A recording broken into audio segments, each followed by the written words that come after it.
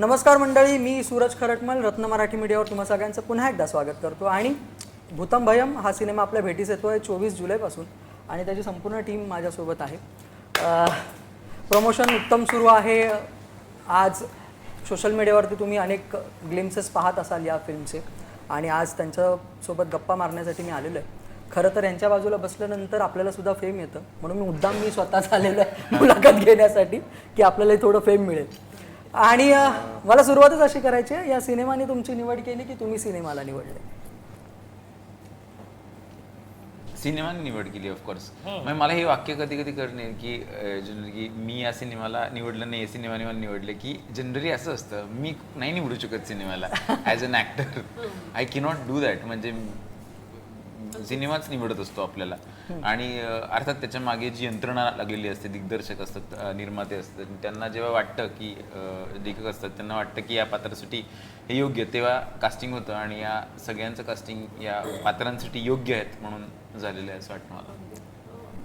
तुमच्या बाबतीत काय? कारण तुम्ही खूप चूजी आहात सिनेमांच्या बाबतीत. मोठे झाले तरी मी सिनेमा नाही निवडू शकत. सिनेमाने कलाकाराला निवडावं लागतं आणि सिनेमा म्हणजे त्याच्यात प्रोड्युसर, डिरेक्टर असं खूप लोक असतात.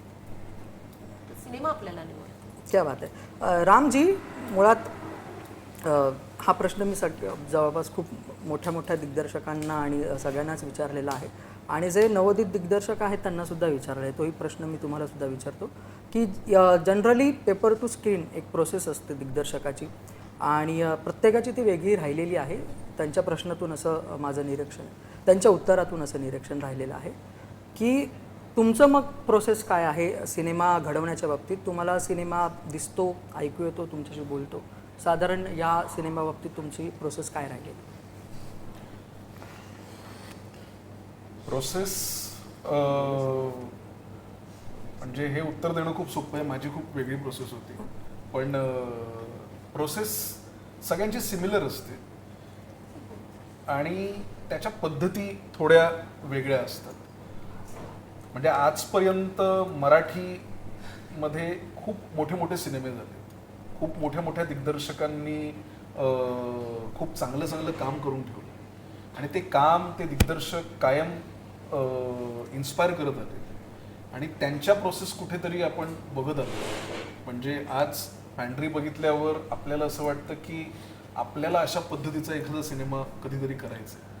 सो हे इन्स्पिरेशन जे काही आहे ते ओव्हर द इयर्स मराठी सिनेमांमधून खूप मिळत आले आणि तेच कुठेतरी आतलं जे साचलेलं होतं ते या फिल्मच्या प्रोसेसमधून बाहेर आलं. म्हणजे त्याची स्क्रिप्टिंग जी आहे त्याच्यासाठी एक साधारणतः 7 ते 8 महिने स्क्रिप्टवर काम झालं होतं.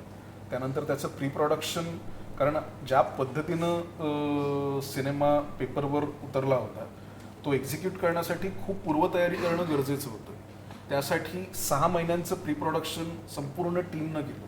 त्यामध्ये वर्कशॉप्स असतील कलाकारांचे, त्यानंतर टेक्निकल टीमने ज्या पद्धतीनं काम केलं, कारण हा टेक्निकली खूप एक्झिक्यूट करण्यासाठी खूप हेवी प्रोडक्शन होतं. कारण हॉरर कॉमेडी, जेव्हा आपण हॉरर हा शब्द कॉमेडीबरोबर जोडतो त्यावेळेला व्हिज्युअली तो सिनेमा आणि साऊंड वाईज तो सिनेमा करेक्ट पद्धतीनं पोचणं खूप गरजेचं असतं आणि हे सगळं अचीव करण्यासाठी तुमची पूर्वतयारी खूप गरजेची असते.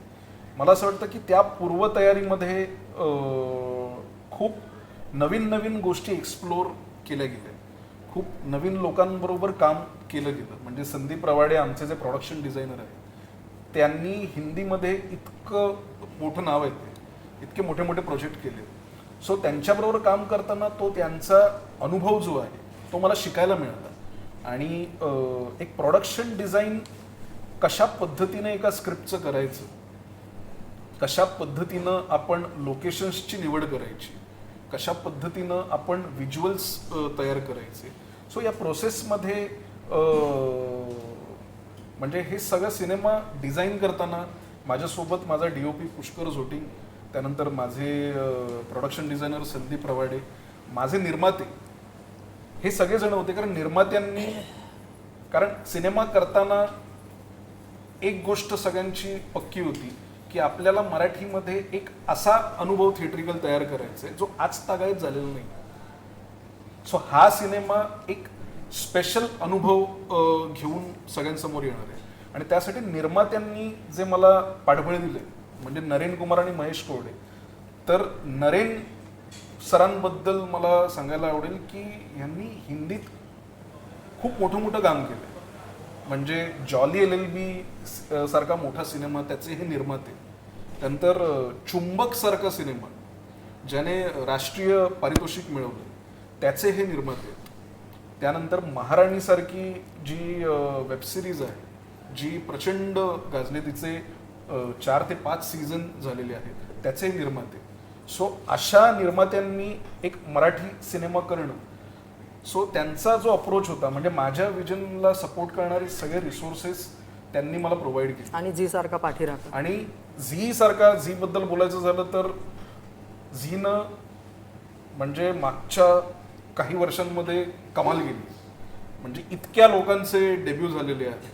आता थांबायचं नाही पासून ती सगळी जी जर्नी आहे ती सुरू झाली. म्हणजे शिवराजने जो नारळ फोडलाय त्यानंतर विविध आत्ता हो तुंबाडची मंजुळा. म्हणजे शिवराजने जो नारळ फोडलाय आता थांबायचं नाही सिनेमा देऊन, म्हणजे त्याने, मी पर्सनली शिवराजला म्हटलं होतं की तुझा सिनेमा हा खूप नवीन दिग्दर्शकांना इन्स्पायर करणार. सो त्यानंतर सुबोध खानोलकर दशावतार आला, त्यानंतर तुंबाडची मंजुळा आला आणि आता झीचाच भूतम भयम येतोय. सो हे नवीन प्रयोग होत आहेत. आणि मराठी इंडस्ट्री मला असं वाटतं की इतका मोठा सुवर्णकाळ सुरू आहे आणि प्रत्येक सिनेमा तितकाच ताकदीचा येतोय, ह्याचं सगळ्यात जास्त कौतुक आहे. बॅक टू बॅक खूप ताकदवान सिनेमे येत आहेत. आणि भूतम भयम म्हणजे आम्ही ती जबाबदारी आत्तापर्यंत जे काही सुरू आहे म्हणजे मराठी सिनेमा ज्या पद्धतीनं प्रोग्रेस करतोय, सो भूतम भयम आम्ही खूप जबाबदारीनं घेऊन येतोय. म्हणजे जे काही सगळं छान सुरू आहे ते तसंच ठेवण्यासाठी आणि अजून मोठं करण्यासाठी भूतम भयम आम्ही घेऊन येतोय 24 जुलैला. निश्चितच मला आवर्जून हेही जाणून घ्यायला आवडेल की मग ह्या सिनेमाचं बीज कुठे रोवलं गेलं आणि काय साधारण कथानक काय, आशय काय सांगू पाहते? या सिनेमाची जी गोष्ट आहे ती 7 बेरोजगार मित्रांची, ज्यांच्याकडे त्यांच्या आयुष्यामध्ये खूप सारे प्रॉब्लेम्स आहेत आणि तरीही मित्र आणि त्यांची मैत्री आत्तापर्यंत त्यांना टिकवून ठेवलंय त्यांनी. सो सगळं कडकीतलं आयुष्य जे आहे म्हणजे आत्तापर्यंत कडकी हा शब्द आपल्या सगळ्यांना परिचयाचा असेल. म्हणजे कडकी प्रत्येकाला लागते आणि कडकीतलं जगणं काय असतं हे सगळ्यांना माहिती आहे. पण त्या 7 मित्रांची लागलेली कडकी, त्यांच्या लाईफकडनं असलेले एक्सपेक्टेशन, त्यांची एक्सपेक्टेड स्वप्न, त्या स्वप्नांची ती गोष्ट आहे. आणि त्यांच्या आयुष्यामध्ये एक अशी घटना घडते, त्या घटनेमुळे पैशाचा पाऊस त्यांना पाडायचा आहे. 7 बेरोजगारांना पैशाचा पाऊस पाडायचा आहे. आता तो पाऊस कसा पडतो, काय पडतो आणि ते कुठल्या जगात जातात, ते जग जे आहे ते खूप भयावह आहे. ते जठाईचं जग आहे. त्याच्यामध्ये म्हणजे कुठल्या गोष्टींना त्यांना फेस करावं लागणार आहे. त्यातून ती पात्र कशा पद्धतीने ओव्हरकम करणार आहे आणि ते पैशाचा पाऊस पाडणार की नाही पाडणार, या सगळ्याची ही गोष्ट आहे. त्यांच्या मैत्रीची गोष्ट आहे, त्या जगाची गोष्ट आहे. आणि ते जग उभारण्यासाठी आम्ही कसोशीनं प्रयत्न केले. माझ्या प्रत्येक डिपार्टमेंटने, माझं साऊंड डिपार्टमेंटबद्दल मी विशेष सांगेन की अशा पद्धतीच्या सिनेमामध्ये टेक्निकली तो सिनेमा खूप करेक्ट होणं खूप गरजेचं असतं. सो साऊंड डिपार्टमेंट, माझं म्युझिक डिपार्टमेंट म्हणजे श्रीनाथ म्हात्रे हा खूप नवीन म्युझिकमधला एक स्टार जो आहे तो सगळ्यांच्या समोर येणार आहे या सिनेमाच्या. आजच्या पिढीचं म्युझिक करणार आहे. येस तो आजच्या पिढीचं आहे, त्याचं म्युझिक आजच्या पिढीचं आहे. सो त्यामुळे खूप नवीन गोष्टी एक्सप्लोर केल्या. त्याने पण त्याच्या म्युझिकच्या प्रोसेसमध्ये नवीन गोष्टी एक्सप्लोर केल्यात. मीही माझ्या रायटिंगच्या आणि डिरेक्शनच्या मध्ये नवीन गोष्टी एक्सप्लोर केल्यात. DOPने नवीन गोष्टी एक्सप्लोअर केल्यात. सो सगळ्यांनी आपापल्या डिपार्टमेंटमध्ये खूप वेगळ्या गोष्टी एक्सप्लोअर केल्यात आणि एक युनिक एक्सपिरियन्स देण्याचा प्रयत्न केलाय भूतंबावर. निश्चितच ही पॅकेज फिल्म झाली असं म्हणायला हरकत नाही.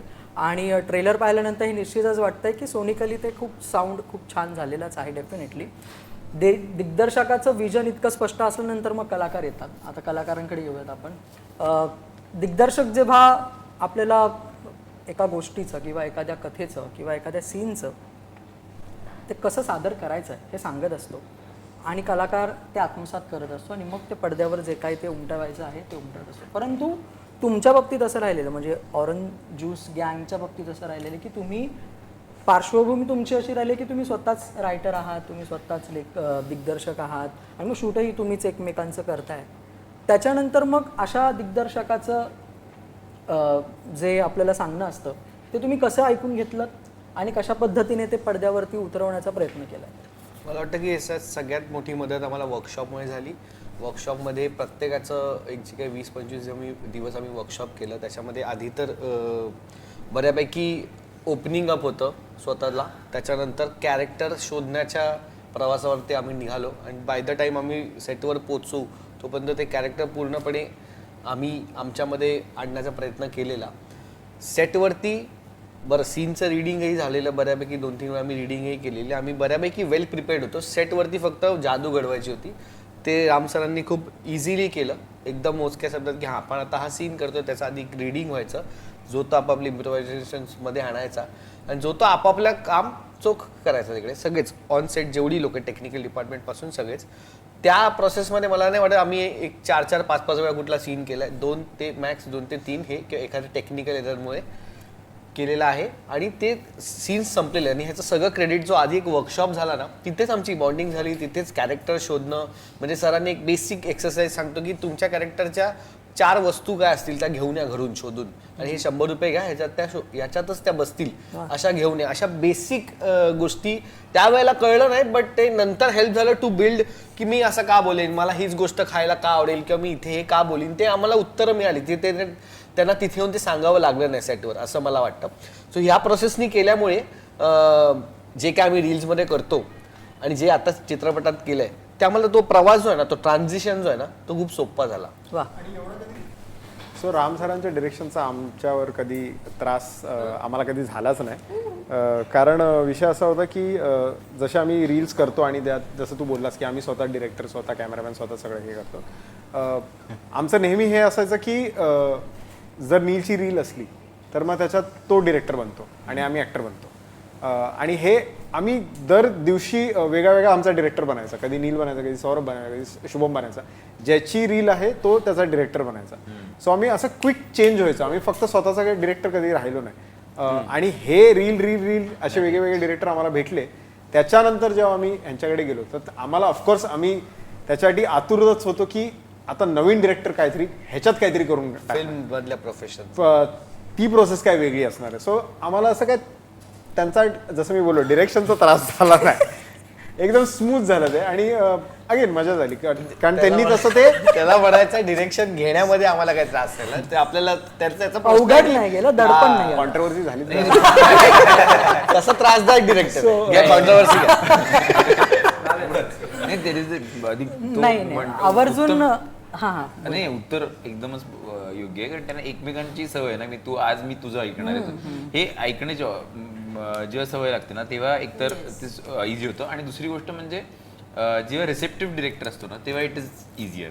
आता काय होतं की जे प्रश्न होते ना त्याची सगळ्याची उत्तर मिळत गेली नसती तर त्रास झाला डिरेक्शनचा. असं कधी झालं नाही की अच्छा मी असं का करतोय वगैरे की तो म्हणलं की नाही ते असतं ते करतो असं कधी नाही झालंय. त्याच्यावरती चर्चा झाली आहे की त्याचं रिझन झालंय की अच्छा असा प्रवास आहे किंवा कधी कधी असं झालं की ठीक आहे सांगतो मी तुला काय एक्झॅक्टली काय स्टोरी आहे. प्रत्येकाचं कॅरेक्टर म्हणजे प्रत्येकाचं नाव याच्यामध्ये एस्टॅब्लिश झालं असेल असं नाही. सगळ्यांना काही निकनेम्स त्याच्यानीच ओळखतो पण त्याचं डिझाईन सगळं रेडी आहे. बॅकस्टोरी रेडी आहे सगळं. त्यामुळे आम्हाला असं प्रश्न विचारले की उत्तर रेडीच असायचे आणि ते 1-1.5 वर्षाचं काम गेलं होतं त्याच्या. निश्चितच मला ऍक्च्युली मी हा प्रश्न आवर्जून का विचारलेला आहे कारण आपल्या मराठी सिनेसृष्टीचा इतिहास असा राहिलेला आहे की कलाकार जे आहेत किंवा अभिनेते आहेत, विशेषतः अभिनेते ज्यांना NSDचं असेल किंवा ललित कलामधून शिकले आहेत किंवा आपल्या MTA मधून शिकले, तर मी चुकत असेल तर मला करेक्ट करा, वामन केंद्रेंसारख्या इतक्या प्रगल्भ व्यक्तींचा सहवास छायाताईंना लाभलेला आहे. अशा मोठमोठ्या लोकांकडून वर्कशॉप्स घेऊन किंवा त्यांच्या चरणी राहून, दुबे साहेबांचा उल्लेख इथे निश्चित केला पाहिजे, अशा लोकांसोबत राहून अशा लोकांसोबत काम करून त्यांनी अभिनय शिकलाय खरं तर टेक्निकली असं आपण म्हणू शकतो.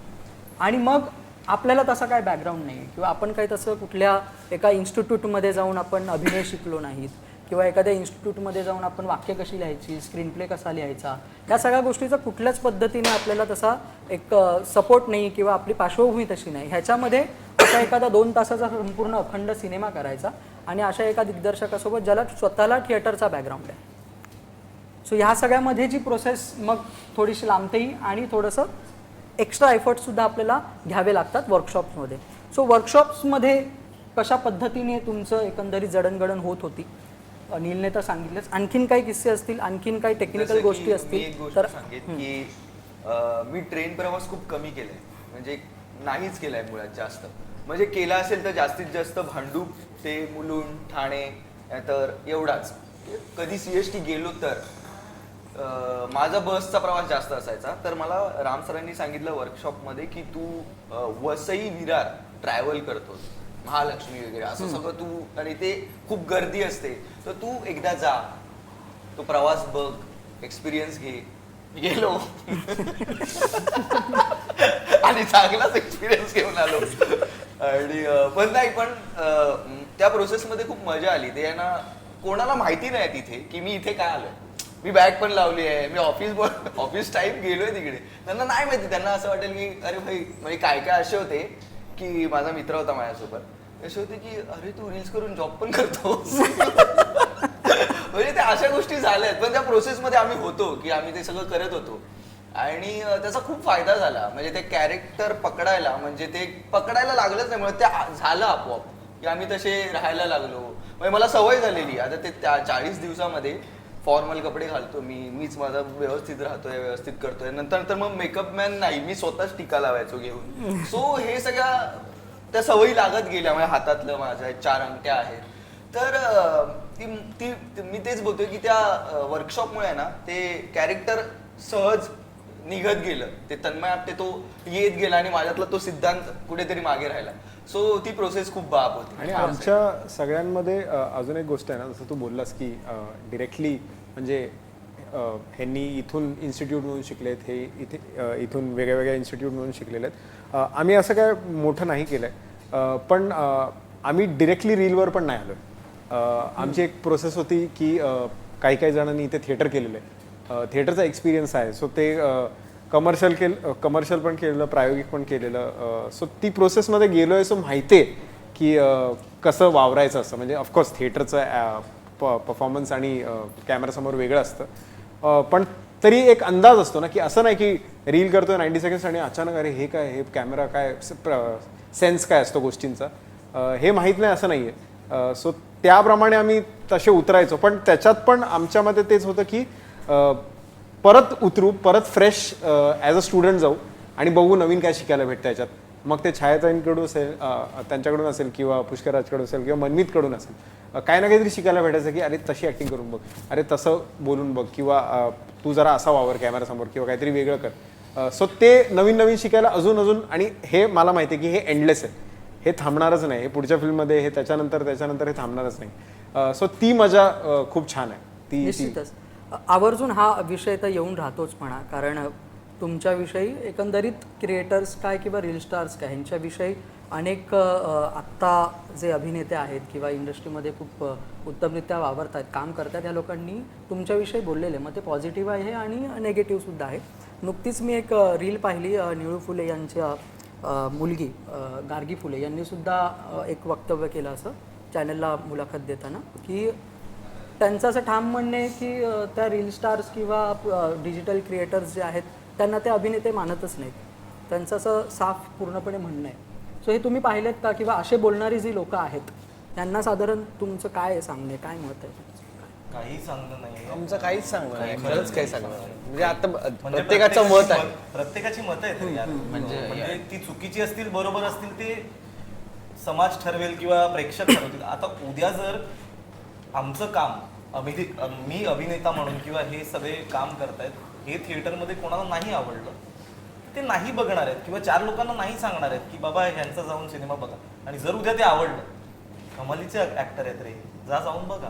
तर हे सगळं डिपेंड आपल्यावरच करतं. ज्याला बोलायचं तो बोलणारच आहे. असं काय आहे जे आमच्या घरातले नाही आम्हाला बोललेत ते बोल. म्हणजे असं काय. आणि ह्याच्यात सिंपलशी गोष्ट हे पण आहे की जसं आता मला शाहरुख खान आवडतो, पण जर सलमानची फिल्म आली आणि मला नाही आवडत तर त्याच्याने सलमानचा बिझनेस काय डाऊन नाही होणार आहे. तो त्याची एक ऑडियन्स आहे, त्याला लोक प्रेम करतात. सो मला असं वाटतं की रादर दॅन एनी अवॉर्ड किंवा काही लोक जे काय बोलतील ते त्यांचं मत आहे, ग्रेट, काही विषय नाही आहे. पण माझं एकच आहे की एकदा लोकांना आवडायला लागलो ना, जसं आम्ही रील्समधून जे प्रेम कमवले, जे लोक आम्हाला फॉलो करतात, एकदा लोकांना जिंकलो की मी संपलाय विषय. मग लोकांच्या पलीकडे कोण नाही करू शकत. एक छान उदाहरण आहे नरेंद्र सरांनी दिलेलं. मला आठवतं आमचे प्रोड्युसर आहेत, त्यांनी सांगितलेलं की ना IPL जर आली नसती ना तर वैभव सूर्यवंशी कोण आहे तो कळलाच नसता आपल्याला. IPL आली ना म्हणून कळायला लागलंय वैभव सूर्यवंशी कोण आहे आता. नाहीतर इंडियासाठी 15 जण सिलेक्ट होणार होती. तर तसं अभिनय क्षेत्र पण आपलं खूप मोठं आहे. या सिनेमा क्षेत्रात काय माहिती उद्या कोणता तरी क्रिएटर, इन्फ्लुएन्सर जो खरंच चांगला अभिनेता असेल, त्याला आयुष्यात कामं नाही मिळाली म्हणून तो या गोष्टीकडे वळला असेल, किंवा खरंच असे चांगले क्रिएटर आहेत जे खरंच खूप चांगले ऍक्टर आहेत आणि ते स्वतः डिरेक्टरला म्हणजे शिकण्यासाठी पण असे आहेत की भाई तुम्ही सांगा, आम्ही करायला रेडी आहोत, आम्ही मेहनत करायला रेडी आहोत, आम्ही ह्याच्यावर काम करू, त्याच्यावर काम. आणि एक चेहराही नवीनच येतोय ना ह्या क्षेत्रात. तर माझं म्हणणं आहे की ही आमच्यासाठी IPLच आहे. जर ही पहिली IPL आम्ही खेळलो आणि ऑरेंज कॅप सगळ्यांनी मिळवली तर होणार आहे इंडियात पदार्पण. निश्चितच. आणि मला आवर्जून असं वाटतं की हा एक ट्रेंड सेटर सिनेमा ठरू शकतो, स्थित्यंतर ठरू शकतो तुला कदाचित. वाटतोय ना? हो. बस बस. काय तर सो आणि असे स्थित्यंतर मराठी सिनेमाच्या इतिहासात खूप आलेले आहेत आणि आपण ते सगळे पाहिलेले सुद्धा आहेत. तुम्ही स्वतःच्या पात्रांविषयी सांगितलंच असेल अनेक मुलाखतींमध्ये. मला आवर्जून तुम्हाला विचारायचं आहे की आपल्या मित्रांपैकी, आपल्या कलाकारांपैकी जर कोणाच्या पात्राविषयी की त्याने खूप उत्तमरित्या ती भूमिका साकारली आहे किंवा जेव्हा तुम्ही ऑनसेट ती भूमिका तो साकारत असताना पाहिली असेल तेव्हाची काय गंमत असेल किंवा तो किती उत्तमरित्या त्याने साकारली, कशी साकारली, त्याविषयी जर सांगायचं असेल तर सांगू शकता एकमेकांच्या पात्रांविषयी. मला सगळ्यांबद्दल ॲक्च्युली सांगायचं आणि हा प्रश्न विचारलेस तर मी सांगतो. म्हणजे सगळ्यातले जे गुण आहेत फारच मला आवडलेत. एक म्हणजे आत्ता मनमीत तिथे नाही आहे, पण मनमीतचं डेडिकेशन टुवर्ड्स हिज वर्क आणि हिज टायमिंग आहेच आहे, पण मी काहीतरी वेगळं करू पाहिजे. आणि ती एनर्जी जी आहे, जे एका पॉईंटला असं होतं की आपण आता एवढं देऊया. म्हणजे मला स्वतःला खूप फ्लॅट फेस्ड अभिनय करायला आवडतो, म्हणजे जास्त एक्सप्रेसिव्ह न राहता. म्हणजे अर्थात जेव्हा कॅरेक्टर असतं तेव्हा आवडतं ते, पण मनमीतकडनं मला अशी ती गंमतशीर हे वाटली की काहीतरी ट्रेट शोधू, काहीतरी एक त्या कॅरेक्टर ट्रेट सोडू आणि शोधल्यानंतर तो सोडत नाही शेवटपर्यंत. आणि ऑल्सो हे ट्रेट जर माझ्यात बसत नसेल तर दुसऱ्याला कसं ट्रान्सफर करायचं हे त्याच्यामध्ये ती क्वालिटी आहे. सिद्धांत इज एक्स्ट्रीमली खूप मजा करतो, म्हणजे खूप मजा करतो, खूप एनर्जीनी, खूप अशा आतून काहीतरी देण्याचा प्रयत्न करतो, आतून काहीतरी त्याच्या येतं. शुभम बरोबर ती आमचे जे काही इमोशनल सीन्स होते वगैरे, तर आम्ही ऑटोमॅटिकली आमच्याकडनं ते गिव्ह अँड टेक इतकी ऑर्गॅनिक होती त्या सगळ्या गोष्टी. आणि कळत होतं की काहीतरी थिएटरचं एक बॅकग्राऊंड आहे किंवा काहीतरी गोष्ट आहे जी त्यांनी केलेली आहे किंवा काहीतरी अनुभवलेली आहे. आणि वर्कशॉपच्या दरम्यान ते झालंच. करणबद्दल मला म्हणजे खूपच जनरली मी कोरी पाटी घेऊन येणं आणि मग असं वाटतं की या विद्यार्थ्यांनी काहीच अभ्यास केलेला नाही आहे, पण जेव्हा सुरू होतो सीन तेव्हा त्या विद्यार्थ्यांनी सगळा अभ्यास केलेला असतो त्याचा. तर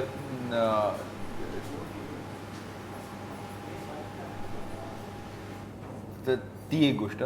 सौरभ फारच मला खूप इंटेलिजंटली, खूप सटली असे काही शब्द अंडर द ब्रेथ बोलतो, जे मला इतके इंटरेस्टिंग वाटतात. मी इतकं वेळा ऑब्झर्व करायचं होतं, इतकं सटल आणि इतकं छोटंसं की जे कॅप्चर केले की नाही केलंय वगैरे असं. आणि मला असं खूप वेळा व्हायचं की अरे हा किती चांगला विनोद आहे, हा विनोद आला पाहिजे, दिस इज एक्स्ट्रीमली अमेझिंग. आणि नीलचा मी फॅनच आहे. म्हणजे त्याच्या कामाचा ॲब्सोल्युटली काम आहे. मी फॅन आहे. म्हणजे त्याचं तो जे काम करतो ते मला प्रचंड आवडतं, खूप आधीपासून आवडतं. मला खूप आधीपासूनचा नील माहिती आहे, आठवतोय. आणि मी लक्षात ठेवलं, म्हणजे खूप गंमतशीरच गोष्ट आहे की तेव्हा पण मी लक्षात ठेवलं होतं की नील आणि करण माझ्याशी बोलायला होते आणि मला अगदी स्पष्ट मेमरी आहे अबाउट इट. आणि त्यानंतर त्यांचा प्रवासही बघितलेला आहे वर्कशॉपच्या वेळी. आणि या सगळ्यांमध्ये आता ते सगळं असतं ना, फॉलोअर्स सगळ्यात जास्त वगैरे वगैरे, ते हे सगळं तो मुद्दा असतो. पण खूप सगळ्यात म्हणजे मी मराठी इंडस्ट्रीमध्ये म्हणतोय सगळ्यात सिन्सिअर नट आहे. म्हणजे वेळेत येणारा ॲब्सोल्युटली. आणि नाही, आय एम नॉट किडिंग, हे खूप महत्त्वाची गोष्ट आहे. ॲब्सोल्युटली वेळेत येणारा, वेळेत रेडी राहणारा, सीनसाठी पूर्णपणे तयार असणारा. आणि सगळ्यात इंटरेस्टिंग गोष्ट, नीलकडे कितीही डोकं असलं आणि त्याला कितीही क्रिएटिव्हिटी असली तरीसुद्धा देर आर सीन्स जेव्हा त्याला कळायचं की हा या दोघांचा सीन आहे, तेव्हा आपण बॅकफूटवर राहायला पाहिजे. ही गोष्ट नील इतकी इंटरेस्टिंगली करतो, जे मला सगळ्यात जास्त महत्त्वाचं वाटतं. प्रत्येक वेळेस सगळ्यांनी घुसायला नाही पाहिजे. मी हे बघितलेलं आहे की नील ये तर ये रे सुद्धा म्हणालेलं नाहीये, ये इतकंच वाक्य बघून नील थांबलेलं आहे. आणि हे फार मोठ्या मोठ्या नटांनी हे शिकण्यासारखं आहे. खूप जणांना हे जमत नाही. सगळे सीन्स आपण खाऊन टाकू असं एक सतत वाटत असतं, which comes of insecurity. But मला असं वाटतं की हे खूप चांगल्या सिक्युअर नटाचं लक्षण आहे. ह्याची एक वेगळी रील कट मला मिळाली. मी पाठवतो कोल्हापूर. आणखीन कोणाला आपल्या सहकलाकाराच्या भूमिकेत पण बोललो होतो सगळे. मला वाटतं हा खूप पेशंट आहे. म्हणजे मला एकदाही नाही वाटलं रात्री 4 वाजता पण जेव्हा म्हणजे ब्लॅक कॉफी पण काम नाही करत ना, तेव्हा हा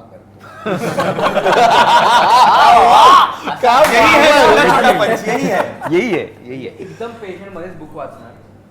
म्हणजे त्या टाइमला पण कधीही काही. आणि 8 वाजताही जेव्हा पॅकअप पण होतोय इज नॉर्मल.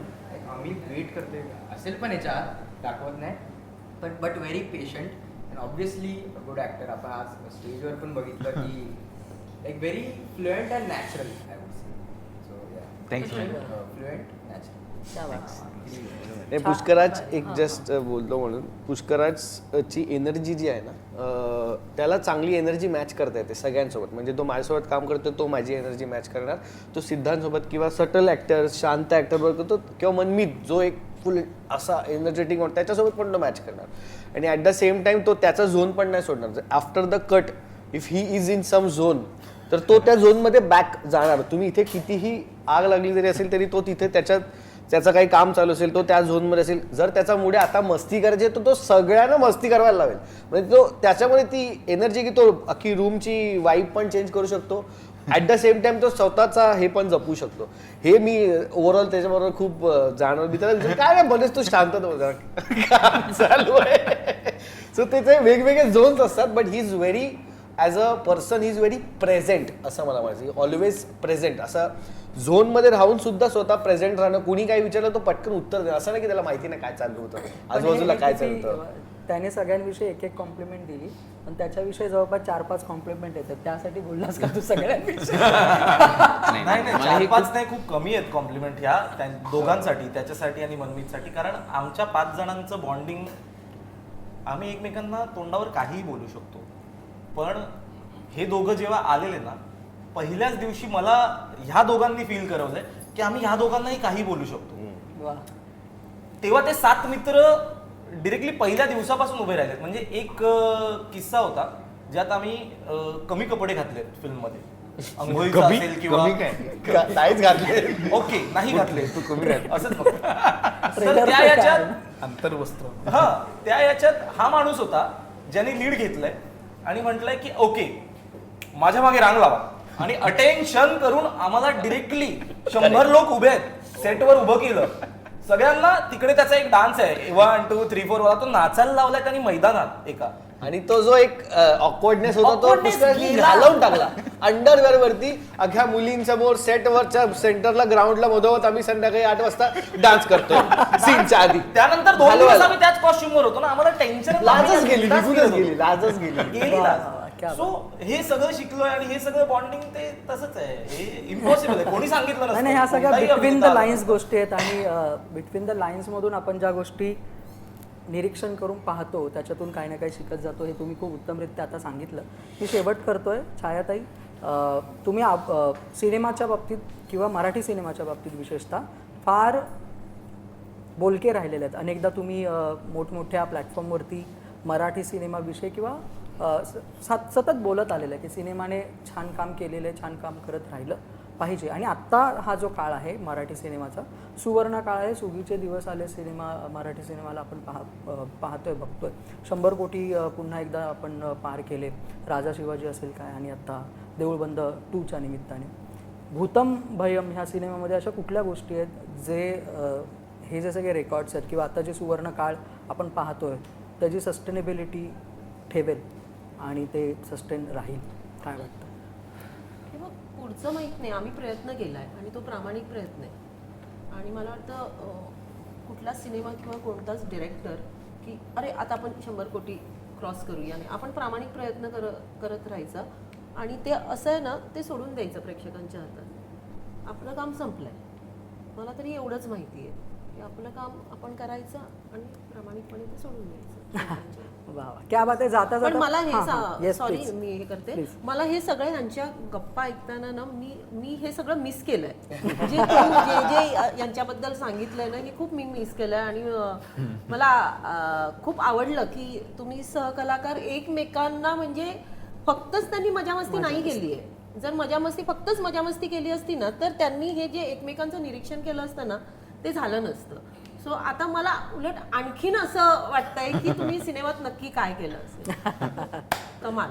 वा वा, क्या बात आहे. जाता जाता प्रेक्षकांना तुमचं काय आवाहन असेल आपल्यापैकी जर कोणी? राम सर. Yes please. तुम्हाला खूप एक एंटरटेनिंग फिल्म बघायला मिळणार आहे. यात खूप कमाल गाणी आहेत, खूप इंटरेस्टिंग ह्युमर आहे आणि एक वेगळं जग जे आहे ज्याच्यामध्ये एक कुतूहल आहे, एक सस्पेन्स आहे, एक मिस्ट्री आहे, असं एक जग जे आहे त्या जगाचा एक वेगळा अनुभव मिळणार आहे. जो थिएट्रिकल एक्सपिरियन्स जो मी मगासपासून उल्लेख करतोय त्यासाठी संपूर्ण भूतंबयमच्या टीमने खूप मेहनत घेतली आणि खूप जबाबदारीनं हा सिनेमा बनवला आहे. जबाबदारीनं यासाठी म्हणतोय की आम्ही ज्या पद्धतीनं सिनेमा बघत आलो आहे, जे काही आम्ही ज्या सिनेमांमधून इन्स्पायर झालो आहे, सो त्या पद्धतीनं एखादा सिनेमा आपल्याला करता यावा हे इन्स्पिरेशन कायम मराठीमधल्या खूप मोठ्या मोठ्या सिनेमांनी आम्हाला दिलं आहे. आणि तेच घेऊन भूतम भयम जे काही आहे ते मला असं वाटतं की आम्ही खूप प्रेमानं, खूप मेहनतीनं उभा केलं आहे आणि सगळ्यांची मेहनत आहे, सगळ्यांचे एफर्ट्स आहेत. सो आमची मेहनत बघायला आणि एक वेगळा एक्सपिरियन्स, एक युनिक एक्सपिरियन्स, मराठीमधले बऱ्याच सिनेमांनी वेगवेगळे अनुभव दिलेत पण आमचा सिनेमा वेगळा यासाठी आहे, यामध्ये तुम्हाला मी जे जगाचा उल्लेख करतोय ते जग खूप नवीन आहे. माझ्या सिनेमातली जठाई जी आहे तिच्या आजूबाजूचं जे जग आहे ते नवीन आहे आणि ते ज्या स्केलवर उभं केलं आहे. सो हे सगळं बघण्यासाठी भूतम भयम 24 जुलैला थिएटरमध्ये जाऊन नक्की बघा. प्लॅनिंग इतकं तगडं आहे. 24 जुलै, 2 आणि 4, 6 आणि जुलै 7वा महिना म्हणून 7 मित्रांची गोष्ट घेऊन आम्ही येतोय भूतम भयम बघायला. विसरू नका. आपल्या मित्रांसोबत भेटूया. Thank you so much. खूप खूप शुभेच्छा तुमच्या सगळ्या चमूला आणि धन्यवाद रत्न मराठी मीडियासोबत गप्पा मारल्या. Thank you so much. रत्न मराठी मीडियाला सबस्क्राईब करा, बेल आयकन बटन दाबा आणि ह्या व्हिडिओला नक्की लाईक करा आणि तुमच्या प्रतिक्रिया कॉमेंट बॉक्समध्ये नक्की कळवा.